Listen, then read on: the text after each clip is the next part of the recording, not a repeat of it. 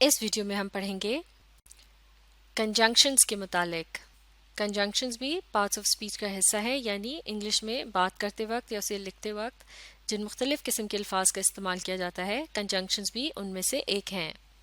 تو چلیے مل کر دیکھتے ہیں کہ کنجنکشنز کا انگریزی بول چال میں اور تحریر میں کیا کام ہوتا ہے. Conjunctions are words that are used to join other words or parts of a sentence.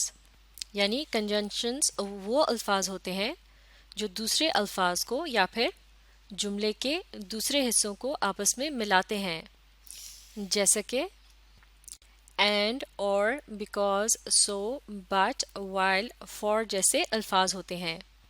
تو اب اس جملے کی مدد سے سمجھتے ہیں کہ کس طرح سے کنجنکشن کی مدد سے اس میں دو الفاظ کو جوائن کیا گیا ہے یا آپس میں ملایا گیا ہے. I like to read and write یعنی مجھے پڑھنا اور لکھنا پسند ہے. تو اس جملے میں لفظ and جو ہے یہ آ رہا ہے لفظ read اور write کے درمیان، یعنی ان دونوں کو یہ جوائن کر رہا ہے، اور ایسا اس لیے کیا گیا ہے تاکہ دو ایک جیسی یا ملتی جلتی باتوں کو ایک ہی جملے میں ادا کر دیا جائے. یعنی اسی بات کو اس طرح سے بھی کہا جا سکتا تھا I like to read, I like to write یعنی مجھے پڑھنا پسند ہے، مجھے لکھنا پسند ہے.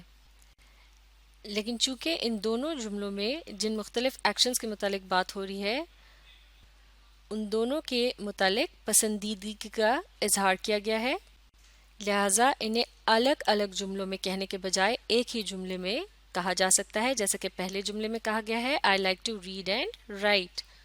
لیکن ان دونوں باتوں کو ایک ہی جملے میں کہنے کے لیے ہمیں مدد لینی پڑی ہے ایک کنجنکشن سے، اور وہ ہے لفظ and. تو چونکہ لفظ and اس جملے میں ان دو الفاظ کو آپس میں جوائن کر رہا ہے یا ملا رہا ہے، لہٰذا یہ کہلایا جائے گا کنجنکشن.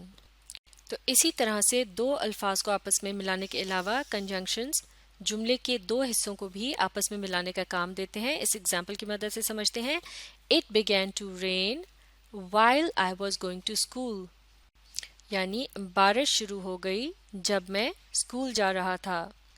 تو جملے کا پہلا حصہ ہے It began to rain جبکہ دوسرا حصہ ہے I was going to school، اور ان دو حصوں کو ملا رہا ہے لفظ while، یعنی یہ جملے کے ان دو حصوں کو آپس میں جوائن کر رہا ہے، لہٰذا اسے ہم کیا کہیں گے؟ یہ ہے ایک کنجنکشن. تو اس طرح سے یہ جملے کے دو حصوں کے درمیان ایک قسم کا جوڑ پیدا کر رہا ہے تاکہ پوری بات آسانی سے سمجھ آ جائے، جیسے کہ اس جملے میں کہا جا رہا ہے بارش شروع ہو گئی جب میں اسکول جا رہا تھا.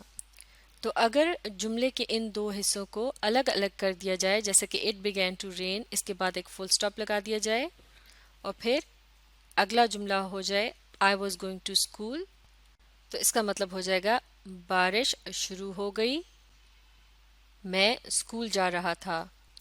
تو بات کرنے کا یہ انداز اتنا دلچسپ نہیں ہے.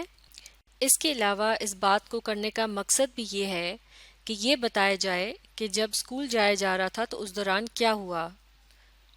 لہٰذا اسکول جانا اور بارش ہونا یہ دونوں عمل تقریباً ایک ساتھ ہی ہوئے، اس لیے اس پوری بات کو اگر ایک ہی جملے میں ادا کیا جائے تو سننے والے کو بات کو سمجھ میں زیادہ آسانی ہوتی ہے. تو اس مقصد کو حاصل کرنے کے لیے ہمیں جملے کے دو حصوں کے درمیان ایک کنجنکشن کا استعمال کرنا پڑتا ہے تاکہ پوری بات آسانی کے ساتھ سمجھ آ جائے. اب ایک اور ایگزامپل کو دیکھتے ہیں I am thirsty, I don't have water یعنی میں پیاسا ہوں، میرے پاس پانی نہیں ہے. تو اب آپ یہ بتائیے کہ اگر ہم ان دو باتوں کو ایک ہی جملے میں ادا کرنا چاہیں تو ہمیں کیا کرنا ہوگا؟ ہمیں مدد لینی پڑے گی ایک کنجنکشن سے. تو ان دو جملوں کو ملانے کے لیے کون سا کنجنکشن سب سے بہتر رہے گا؟ جی ہاں، اگر یہاں لفظ بٹ کا استعمال کیا جائے تو بہتر رہے گا. اس طرح سے ایک جملہ ہو جائے گا ہمارے پاس I am thirsty but I don't have water یعنی میں پیاسا ہوں لیکن میرے پاس پانی نہیں ہے.